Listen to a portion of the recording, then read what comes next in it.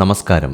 P Subrahmanyam നിർമ്മിച്ച് സംവിധാനം ചെയ്ത് 1969 പുറത്തിറങ്ങിയ സിനിമയാണ് കുമാരസംഭവം. ജമിനി ഗണേശൻ, കൊട്ടാരക്കര ശ്രീധരൻ നായർ, തിക്കുറിശ്ശി ശാരദ എന്നിവരാണ് ചിത്രത്തിലെ പ്രധാന കഥാപാത്രങ്ങളെ അവതരിപ്പിച്ചത്. ചിത്രത്തിന് സംഗീതം നൽകിയിരിക്കുന്നത് ജി ദേവരാജനാണ്. വയലാർ രാമവർമ്മയും ONV കുറുപ്പും പാട്ടെഴുതിയ അത്യപൂർവ സിനിമകളിൽ ഒന്നായിരുന്നു കുമാരസംഭവം. പ്രതിഭകളുടെ ആ അപൂർവ സംഗമം പരമാവധി മുതലാക്കണമെന്ന തീരുമാനത്തിലായിരുന്നു നിർമ്മാതാവ് പി സുബ്രഹ്മണ്യം. സിനിമയിൽ നാരദ മഹർഷി ഹിമാലയ സാനുക്കളിലൂടെ പാട്ടുപാടി നടക്കുന്ന ഒരു രംഗമുണ്ട്. വയലാറും ONVയും ആ രംഗത്തിനു വേണ്ടി ഓരോ പാട്ടുകൾ എഴുതട്ടെ എന്നായിരുന്നു സുബ്രഹ്മണ്യം എടുത്ത തീരുമാനം. നല്ല പാട്ടുകൾ ഏതെന്ന് നോക്കിയിട്ട് സിനിമയിൽ ഉപയോഗിക്കാം എന്നാണ് സുബ്രഹ്മണ്യം ചിന്തിച്ചത്.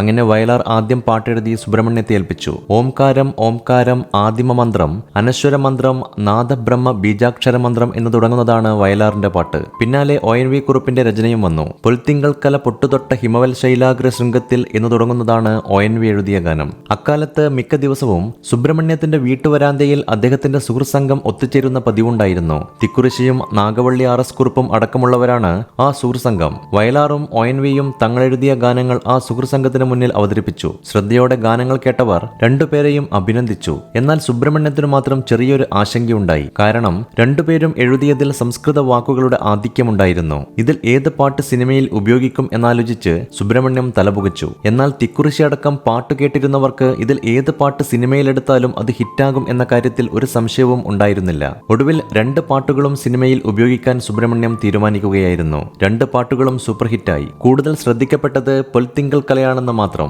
ഇങ്ങനെ പാട്ടെഴുത്തിലെ കൗതുകങ്ങൾ ഏറെയുണ്ടായിരുന്നു മലയാള സിനിമയിൽ. അത്തരത്തിൽ മറ്റൊന്നാണ് മാണിക്യ വീണയുമായൻ മനസ്സിന്റെ താമര പൂവിലുണർന്നവളെ എന്ന പാട്ടിന്റെ പിറവി. കാട്ടുപൂക്കൾ എന്ന സിനിമയ്ക്ക് വേണ്ടി ONV എഴുതി ദേവരാജൻ മാസ്റ്റർ ഈണമിട്ടതാണ് ഈ ഗാനം. യേശുദാസാണ് ഗായകൻ. ആ പാട്ടിന്റെ രചനയെക്കുറിച്ച് ONV കുറുപ്പ് തന്നെ പറഞ്ഞ കാര്യങ്ങൾ ഇങ്ങനെയാണ്. കോയമ്പത്തൂർ മലയാളി സമാജത്തിന്റെ ഒരു പരിപാടിയിൽ പങ്കെടുത്ത ശേഷം ഒരു ഉച്ചയ്ക്ക് തീവണ്ടിയിൽ ചെന്നൈയിലേക്ക് പോവുകയാണ് ONV കുറുപ്പ്. ചെന്നൈയിലെ രേവതി സ്റ്റുഡിയോയിലേക്കാണ് ONVക്ക് എത്തേണ്ടത്. കാട്ടുപൂക്കൾ എന്ന സിനിമയിലെ പാട്ടിന്റെ റെക്കോർഡിംഗ് വൈകുന്നേരം അവിടെ നടക്കും. സിനിമയുടെ സംവിധായകൻ K തങ്കപ്പനും സംഗീത സംവിധായകൻ ദേവരാജൻ മാസ്റ്ററും ONVയെ കാത്ത് സ്റ്റുഡിയോയിലുണ്ട്. ഹൃദയഹാരിയായ പ്രണയഗാനമാണ് എഴുതേണ്ടത്.